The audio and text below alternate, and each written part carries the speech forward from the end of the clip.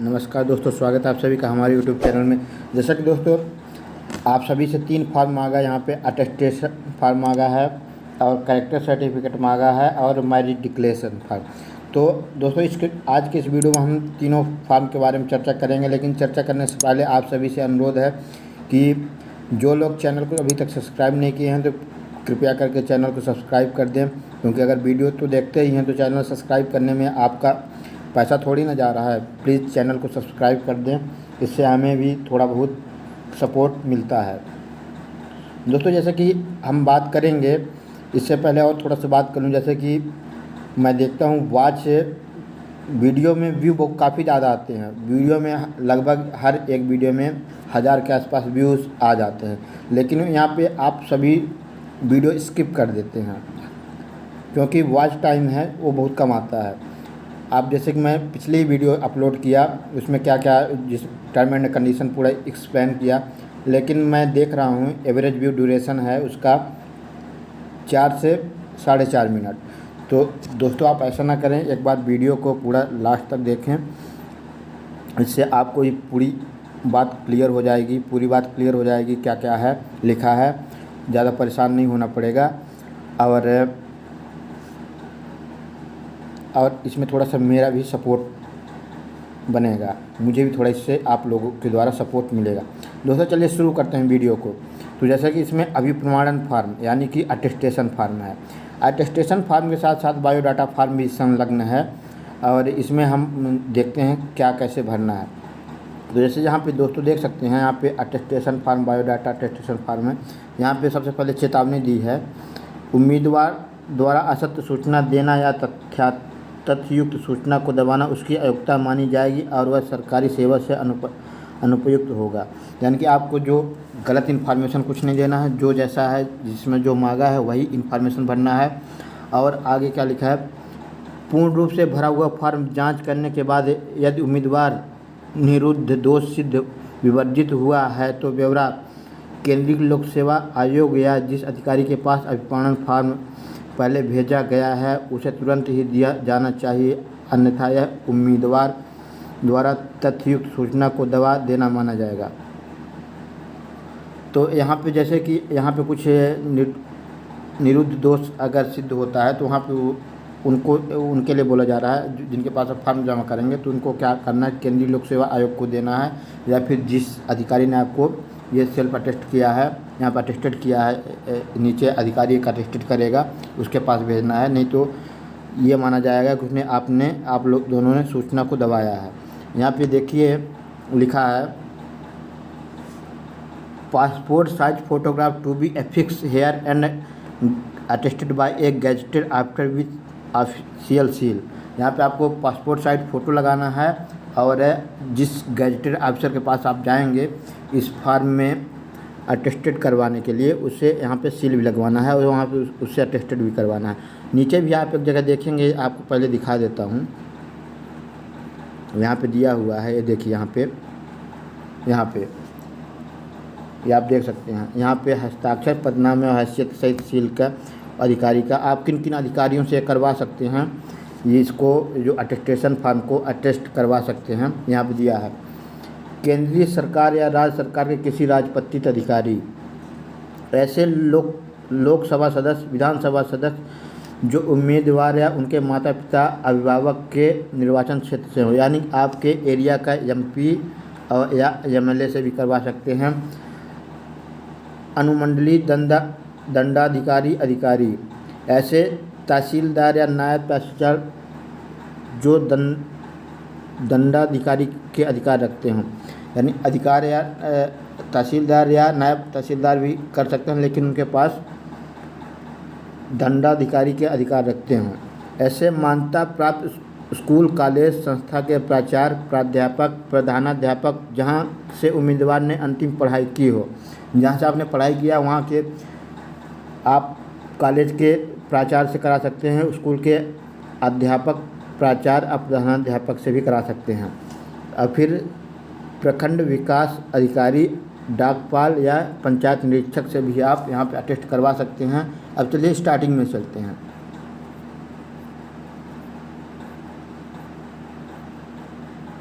दोस्तों जैसे आगे बढ़ेंगे आप तो यहाँ पे देखिए आप क्या पूरा है, पूरे नाम के साथ उपनाम भी सुस्पष्ट अक्षरों में यदि कोई हो। यदि आपने अपने नाम या उपनाम के किसी अंश को किसी भी समय जोड़ा या तोड़ा है तो भी उसे लिखें। मान लीजिए आपका नाम कुछ है, जैसे कुछ भी आपका नाम है, लेकिन कभी आपने मान लीजिए उपनाम अपना हटवा दिया है या फिर पहले नहीं था बाद में जुड़वाया है, वो सब भी उपनाम यहाँ पे लिखना है और यहाँ पे अपना नाम लिखना है। पूर्ण वर्तमान पता जैसे गांव, थाना, जिला या मकान नंबर, लेन, स्ट्रीट, रोड और टाउन, यहाँ पे पूरा लिखना है आपको। पूरे घर का पूरा पता जैसे गांव, थाना, जिला या मकान नंबर, लेन, स्ट्रीट और टाउन। यदि पाकिस्तान के मूल निवासी हों तो उस देश का पता और भारतीय संघ में प्रयोजन की तिथि। अगर पाकिस्तान के मूल निवासी या दूसरे देश के हों तो आपको भी वहाँ पे लिखना है, वहाँ का पता लिखना है और भारतीय संघ में, भारत में आप कब आए यानी माइग्रेट हुए वो भी सब लिखना है। चौथे पॉइंट में क्या है, ऐसे स्थानों का विवरण निवास की अवधि समेत लिखना है, कितने यानी कि साल तक रहे वहाँ, जहाँ 5 वर्ष के दौरान एक ही समय 1 वर्ष से अधिक रहे हों। जब 5 वर्ष के दौरान एक ही समय 1 वर्ष से अधिक रहे हों, वहाँ का डिटेल पूरा लिखना है। 21 वर्ष की आयु प्राप्त करने के बाद यदि विदेश पाकिस्तान समेत में 1 वर्ष से अधिक समय रहे हों तो सभी स्थानों का विवरण, यानी 21 साल की उम्र अगर प्राप्त करने के बाद अगर आप कहीं बाहर गए हों दूसरे देश में तो वहाँ का पूरा विवरण इसमें लिखना है। कब से कहाँ तक रहे हैं और जिस स्थान पर रहे वहाँ पे, और स्थान से जिला मुख्यालय का नाम, उस स्थान के जिला मुख्यालय का नाम, ये पूरा लिखना है विवरण। 5वें नंबर पर क्या लिखना है, नाम, जन्म से या अधिवास से राष्ट्रीयता, जन्म स्थल, फिर व्यवसाय यदि नियोजित हो तो पदनाम और कार्यालय का पता दें। अगर आप कहीं नौकरी करते हैं तो वहाँ कार्यालय और पता, या फिर कोई वैसे टाइप का व्यवसाय है जिसमें आप ऑफिस खोले हैं तो वहाँ का पूरा पता दें, ये सब दें। वर्तमान पता यदि मृतक हो तो अंतिम पता दें। वर्तमान पता देना है, यदि मृतक की स्थिति में अंतिम पता देना है। घर का पता यहाँ पूरा लिखना है। आपके माता पिता माता, पति पत्नी, भाई बहन, पुत्र पुत्री, ये सब पूरा विवरण यहाँ पे देना है। उसी के लिए बोल रहा है कि यदि मृतक हो तो अंतिम पता दें। अगर कोई यहाँ से आपका माता पिता, भाई बहन, स्त्री में कोई अगर किसी की डेथ हो जाता है तो उसका भी अंतिम पता दें।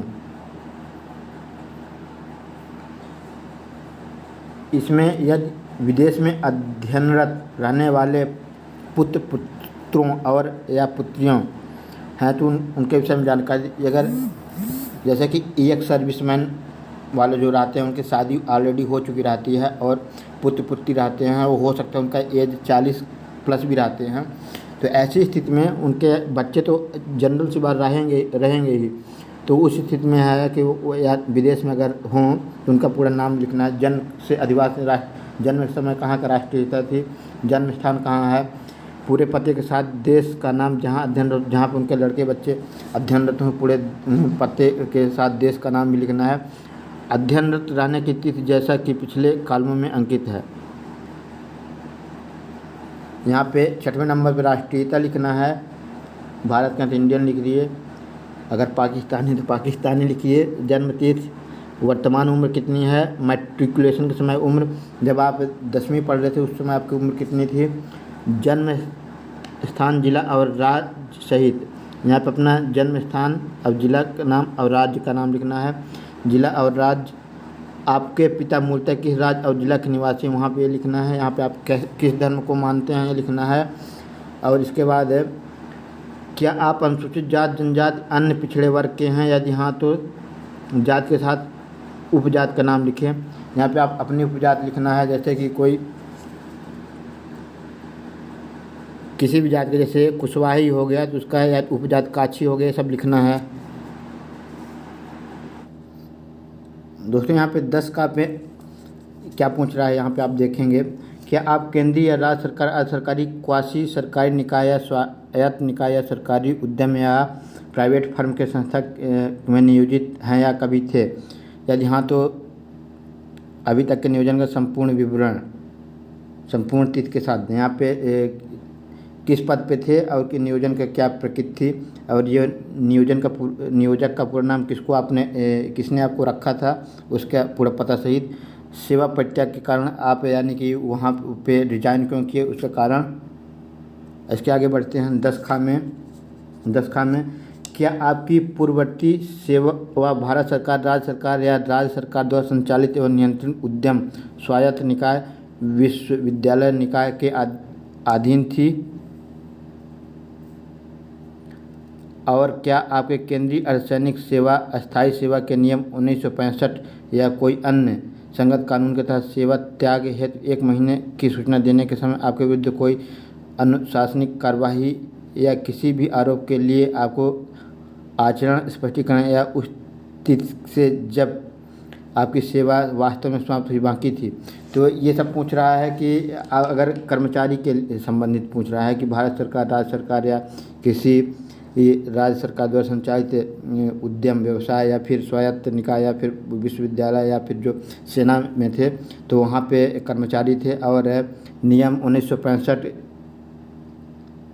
या कोई अन्य संगत कानून के तहत की सेवा त्याग जैसे आप करते हैं तो वहाँ पे आपके विरुद्ध कोई वो तो नहीं, अनुशासनिक कार्रवाई तो नहीं चल रही थी, ये सब पूछ रहा है। तो जनरली यहाँ पे सब नो ही होगा क्योंकि ज़्यादातर कैंडिडेट जो हैं तो इन सब नहीं रहता, ये सब नहीं रहता। और जो जॉब वाले भी हैं जैसे एक सर्विसमैन, उन सब का भी जनरली ये सब नहीं रहता। आगे देखते हैं विभिन्न स्कूलों और कॉलेजों के अध्ययन में बिताए गए वर्षों के साथ शिक्षा का स्थान एवं शैक्षणिक योग्यता। यहाँ पे आप जो विभिन्न स्कूल और कॉलेज में कब तक पढ़ाई की और कब उत्तीर्ण हुए, कब पढ़ाई की, ये सब आपको यहाँ पे डालना है। उत्तीर्ण करने के वर्ष और यहाँ पे बोर्ड विश्वविद्यालय संस्था का नाम डालना और यहाँ पे उत्तीर्ण वर्ष। यहाँ पे क्या आप कभी गिरफ्तार हुए हैं? जो अगर हुए हैं तो हाँ और नहीं, बाकी तो सब ये सब कुछ नहीं होगा, सब कोई गिरफ्तार नहीं होगा, नहीं होगा। क्या आपका कभी चालान हुआ है? नहीं। क्या आप कभी जेल गए हैं? यहाँ पे भी नहीं। जो जेल गए हों तो कर देना यार, लेकिन आशा करता हूँ कोई ना गया होगा। क्या आपका कभी न्यायालय द्वारा जुर्माना किया गया है? नहीं। क्या आप कभी प्रतिबंधित किए गए? नहीं। क्या आप पर कभी किसी न्यायालय द्वारा अपराध दोष सिद्ध हुआ? नहीं। क्या आप कभी विश्वविद्यालय या किसी शैक्षणिक प्राधिकार संस्था द्वारा किसी परीक्षा से रोके या निष्कासित किए गए हैं? नहीं। अगर कभी कुछ रोके गए हों, अनुचित साधनों का प्रयोग करते तो उससे संबंधित पूछ रहा है। क्या आप कभी लोक सेवा आयोग की परीक्षा चयन में वर्जित आयोग घोषित किए गए हैं? नहीं। या जो MPPSC, UPSC है या फिर UPPSC ये सब कराता है उसके संबंधित पूछ रहा है। कभी उन्होंने आपको परीक्षा देने से वर्जित किया? क्या आपके विरुद्ध कोई मुकदमा किसी भी अदालत के इस अभिप्रमाणन फॉर्म भरने से पहले लंबित है? आपके खिलाफ कोई मुकदमा तो भी नहीं। क्या आपके विरुद्ध कोई मामला किसी विश्वविद्यालय या किसी भी शैक्षणिक प्राधिकार संस्था में इस अभिप्रमाणन फॉर्म भरने के समय लंबित है? क्या आपके विरुद्ध कोई मामला तो नहीं लंबित। और इसके बाद यदि ऊपर वर्णित किसी भी प्रश्न का उत्तर इस अभिप्रमाणन फॉर्म भरने के समय हाँ है तो उस अदालत, विश्वविद्यालय, शैक्षणिक प्राधिकार इत्यादि का मुकदमा, गिरफ्तारी, विरोध, जुर्माना, दोष सिद्ध, दंड इत्यादि का पूर्ण विवरण और उसके स्वरूप का उल्लेख करें। अगर इन सभी में कभी भी आपके खिलाफ हाँ हुआ हो तो फिर उसके संबंधित ये पॉइंट नंबर 8 में बोला है कि विवरण आप फिर लगाएं। टिप्पणी दिया है, कृपया इस अभिप्रमाण फॉर्म के शीर्ष पर अंकित चेतावनी को अवश्य पढ़ें। जो शीर्ष पर अंकित चेतावनी थी उसको अवश्य पढ़ें। प्रत्येक प्रश्न का हाँ या नहीं जो भी हो काट कर निश्चित कर दें। तो हाँ या नहीं हो उसको यानी टिक करके निश्चित कर दें बोलना। अब आगे बढ़ते हैं। आप अपने क्षेत्र के 2 जवाबदेह व्यक्तियों का नाम या संदर्भ दें जो आपको जानते हैं। यानी कि आपको अपने एरिया के 2 ऐसे व्यक्तियों का नाम देना है जो थोड़ा जिम्मेदार टाइप हों, लापरवाह ना हों और जो आपको जानते भी हों। इसके बाद मैं प्रमाणित करता हूँ कि यहाँ पे मैं प्रमाणित करता हूँ कि ऊपर दी गई पूर्ण सूचनाएं मेरी सर्वोच्च जानकारी और विश्वास के अनुसार सत्य एवं पूर्ण है। मैं उन सभी परिस्थितियों से अवगत हूँ जो सरकार के अधीन मेरी नियुक्ति को क्षीण करती हैं। अगर किसी समय ऊपर दी गई सूचनाएं असत्य या गलत पाई गई हैं तो संबंधित पद के लिए मेरी उम्मीदवारी निरस्त की जा सकती है एवं प्रबंधन को अधिकार होगा कि किसी भी समय कंपनी से मेरी सेवाएं समाप्त कर सकता है। यानी यहाँ पे डिक्लेरेशन फॉर्म है, यहाँ से आपको साइन भी करना है और पद नाम डालना है, किस पद के लिए आपको हो रहा है और किस तिथि को हो रहा है, और यहाँ पे संस्थान एनसीएल योगदान की तिथि ये सब डालना है। या योगदान की तिथि हो आप अभी नहीं पता कुछ मत डालिए, वहाँ पे फिर आप पूछ के डाल सकते हैं।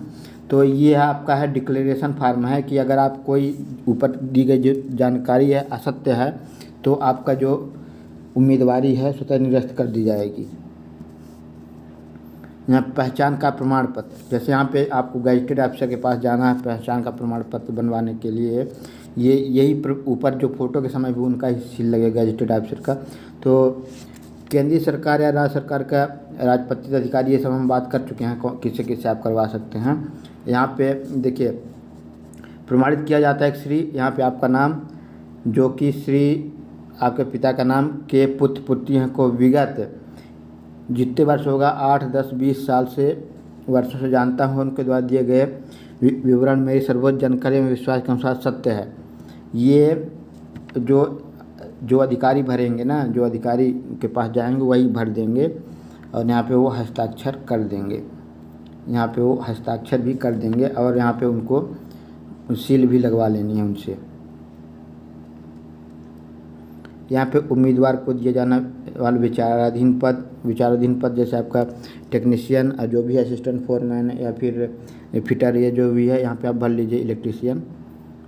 इसके बाद आपको इसके साथ विवरण पत्र बायोडाटा फॉर्म भी भरना है, क्योंकि अटेस्टेशन फॉर्म के साथ में ये भी है तो इसको भी आपको भर के देना है। यहाँ पे आपको पासपोर्ट साइज फ़ोटो लगाना है और आपको यहाँ पे सेल्फ अटेस्टेड करना है फ़ोटो। और इसके साथ विवरण फॉर्म में क्या लिखे इसको भी पढ़ लेते हैं, इसको पढ़ेंगे देखते हैं। फॉर्म को भरने से पहले अभ्यर्थियों को चाहिए कि फॉर्म को भली भांति पढ़ लें एवं तदनुसार अपनी लिखावट से फॉर्म भरें। तो अपने लिखावट से ही फॉर्म भरें, किसी दूसरे से ना भरवाएं। कोई भी कॉलम खाली नहीं रखना चाहिए। यदि कोई कॉलम आपसे संबंधित नहीं है तो उस कॉलम को कुछ नहीं लिखें।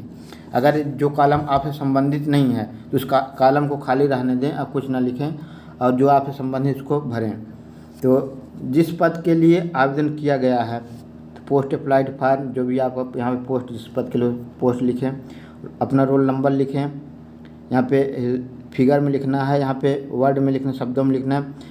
पूर्ण नाम अपना बड़े एवं स्पष्ट अक्षरों में, कैपिटल लेटर में आपका वो स्पष्ट रूप से यहाँ पे आपका पूरा नाम होना चाहिए।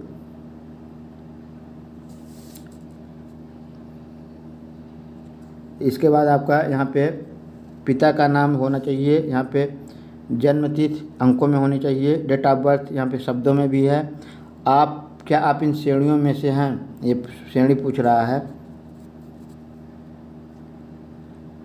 अनुसूचित जात, अनुसूचित जनजाति, विकलांग, भूतपूर्व सैनिक, अन्य पिछड़ा जात अगर हों तो आप कृपया प्रमाण पत्र संलग्न करें। और EWS वालों को भी प्रमाण पत्र संलग्न करना पड़ेगा, क्योंकि अटेस्टेशन फॉर्म में एनसीएल अभी एक 2 साल पहले ही अपलोड किया था, साइड में वही है, लेकिन आपको यहाँ पे अपलोड उसमें EWS नहीं आया था, अब EWS भी आ गया तो उनको भी EWS फॉर्म भी लगेगा। यहाँ पे जात धर्म डालना है, पंजीकृत संस्था एवं रोजगार कार्यालय का नाम जहाँ पंजीकरण कराया गया है, यहाँ पे रोजगार कार्यालय का नाम डालना पड़ेगा और यहाँ पे रोजगार कार्यालय का पंजीयन क्रमांक डालना पड़ेगा। किस प्रदेश के रहने वाले हैं यहाँ पे डालना पड़ेगा। आपके यहाँ वर्तमान पता कहाँ पे रहते हैं उसका डालना पड़ेगा और स्थायी पता कहाँ के हैं वो डालना पड़ेगा। यहाँ पे आपको शैक्षणिक योग्यता डालना है, टेक्निकल शैक्षणिक योग्यता और नॉर्मल जो 10वीं का है वो डालना है। परीक्षा उत्तीर्ण करने का वर्ष किस साल पास किए, कितना मार्क आए कौन सी श्रेणी में पास हुए, अब परसेंटेज यहाँ पे। इसके बाद अगर आप कहीं काम किए हैं इसके पहले तो उसका एक्सपीरियंस डालना है। एक्सपीरियंस में यहाँ पे एम्प्लॉय का एड्रेस डालना है, नियोजक का पता, एम्प्लॉयर एड्रेस, जहाँ आप काम किए थे उस जगह के नियोजक का पता, जिसके पास किए थे उसका पता डालना है, कब से कब तक किए थे, किस पद पे किए थे, कार्य का स्वभाव, आपका कार्य कैसा था, ऑफिस था कि जो भी जैसा भी था यहाँ पे डालना है। यहाँ पे अन्य उपलब्धियाँ में अगर कोई आपके पास अदर अचीवमेंट हो, कोई उपलब्धि हो तो हम डाल दीजिए। वैवाहिक स्थिति यहाँ पर डालिए, मैरिज हैं कि अनमैरिज हैं। बाद में आपको मैरिज डिक्लेरेशन फॉर्म भी आपको भरना है अभी, जो कि अभी मैं इसी वीडियो में बताऊंगा। इसके बाद इस फॉर्म के बाद मैरिज डिक्लेरेशन फॉर्म कैसे बनना है उसको भी बताऊंगा। और इसके बाद फिर आपको कैरेक्टर सर्टिफिकेट कैसे बनवाना है, कहाँ बनवाना है, और उसका फॉर्म भी बताऊंगा। परिवार के सदस्यों का विवरण यहाँ पे भरना है,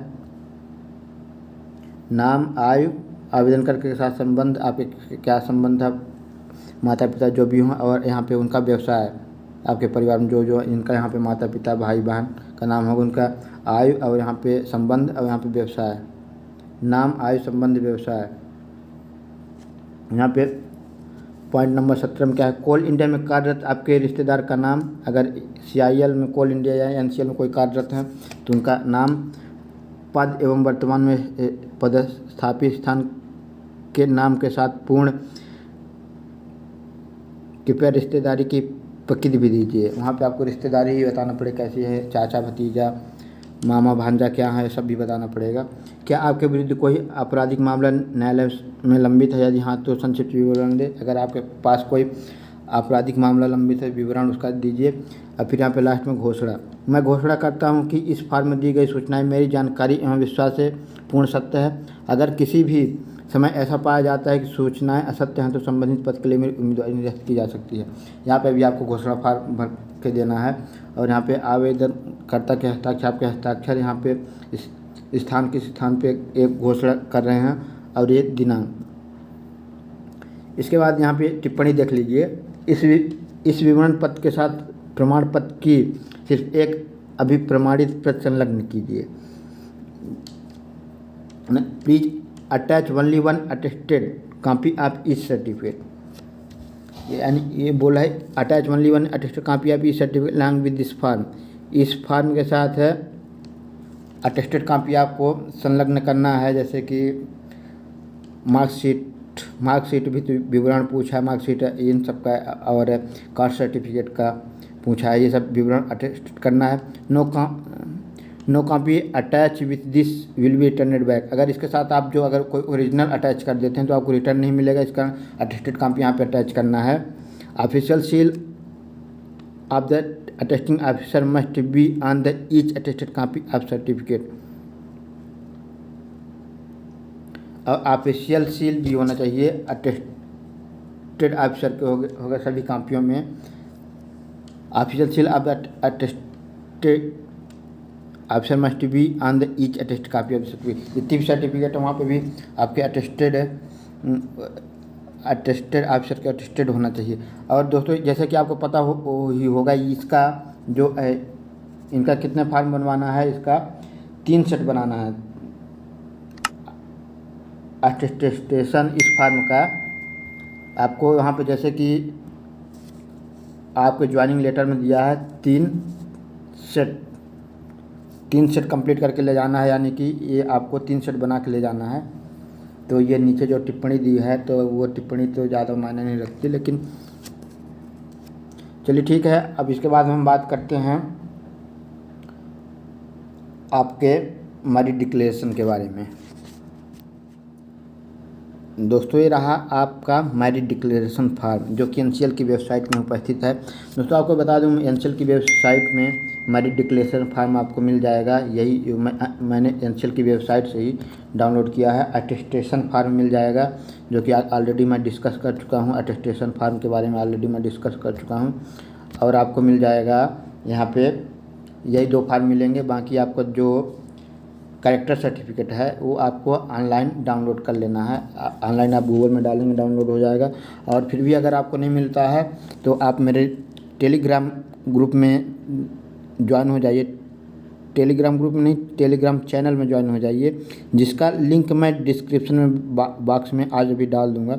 वैसे तो जो टेलीग्राम ग्रुप बना था वहाँ से मैं एग्जिट हो लिया हूँ, तो आप यहाँ लोग मेरे टेलीग्राम चैनल में ज्वाइन होइए।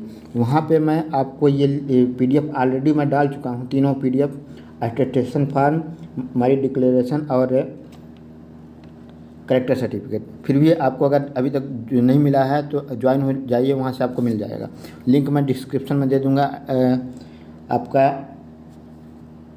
टेलीग्राम ग्रुप का भी, चैनल का भी और उसका भी दे दूँगा। ये आपका अगर जो कैंडिडेट अभी तक कॉल लेटर, अपना ज्वाइनिंग लेटर डाउनलोड नहीं कर पाए हैं तो उसका भी NCL का भी लिंक दे दूँगा, वहाँ से आप अपना ज्वाइनिंग लेटर डाउनलोड करें और हमारे ग्रुप में ज्वाइन होके, हमारे चैनल के ग्रुप में ज्वाइन होके यहाँ से आप अपना तीनों फॉर्म भी डाउनलोड कर लें और इसको साइन पूरी तरीके से भर लें और पूरी तरीके से भर के गेजेटेड ऑफिसर से साइन करवा लें। आपको हाँ एक चीज़ और बता दूं, जो करेक्टर सर्टिफिकेट है इसमें भी आपका साइन होंगे, किसके? करेक्टर सर्टिफिकेट में भी गेजेटेड ऑफिसर के ही साइन होंगे, ठीक है। जो आप अटेस्टेशन फॉर्म जब साइन करवाने जाएंगे तो वहाँ पे जिस गेजेटेड ऑफिसर से साइन करवाएंगे उसी गेजेटेड ऑफिसर से आप करेक्टर सर्टिफिकेट भी साइन करवा लीजिए। आगे मैं करेक्टर सर्टिफिकेट आगे भी डिस्कस करता हूँ, पहले मैरिज डिक्लेरेशन फॉर्म डिस्कस कर लूँ। तो यहाँ पे देख सकते हैं, आई श्रीमती कुमारी, यहाँ पे नाम जो भी है वो रहेगा, यहाँ पे नाम लिखे, declare as under that I am unmarried widow or a widower. तो आपको यहाँ पे अगर अनमैरिज हैं तो क्लिक कर दीजिए अनमैरिज, अगर मैरिज हैं तो मैरिज में क्लिक करिए। And have only one living wife living, that I am marriage and my husband has no other wife or more living, application for grant में एक्सेम्पशन इज इनक्लोज्ड। तो यहाँ पे unmarried case में करना है और यहाँ पे मेल मैरिज में, यहाँ पे फीमेल मैरिज केस में करना है। If solemnly affirm that the above declaration is correct and I understand that in the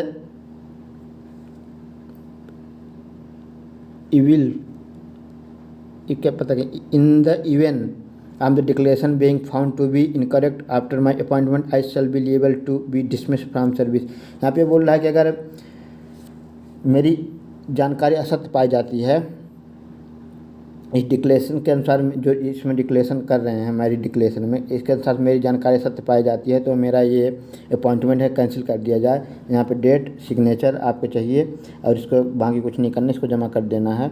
अब बाकी जो है सो अब करेक्टर सर्टिफिकेट में चलते हैं। इसमें जैसे कि ये अपॉइंटमेंट, इसमें डिक्लेरेशन इसका मांग रहा है। देखिए क्या होता है कि कुछ लोग होते हैं कि दो पत्नी रख लेते हैं, या फिर कुछ लोग ऐसे होते हैं कि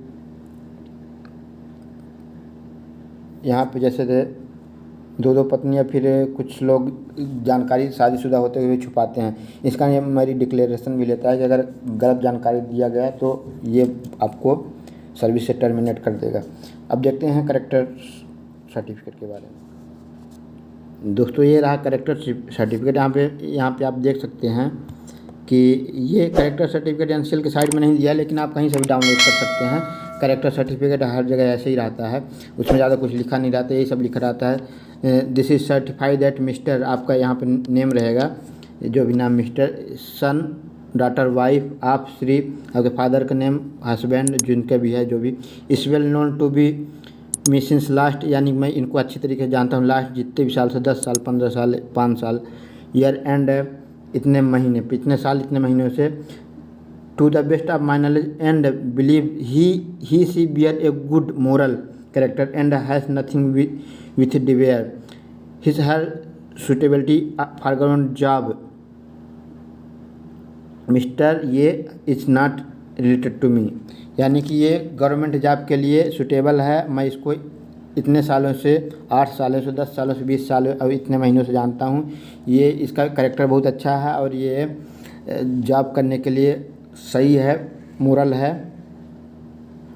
और ये यहाँ पे मिस्टर या जो भी नाम है, ये इसको मैं मेरे से रिलेटेड नहीं है, गैजेटेड ऑफिसर यानी बोल रहा है कि मेरे से रिलेटेड नहीं है, मैं इसको जानता हूँ।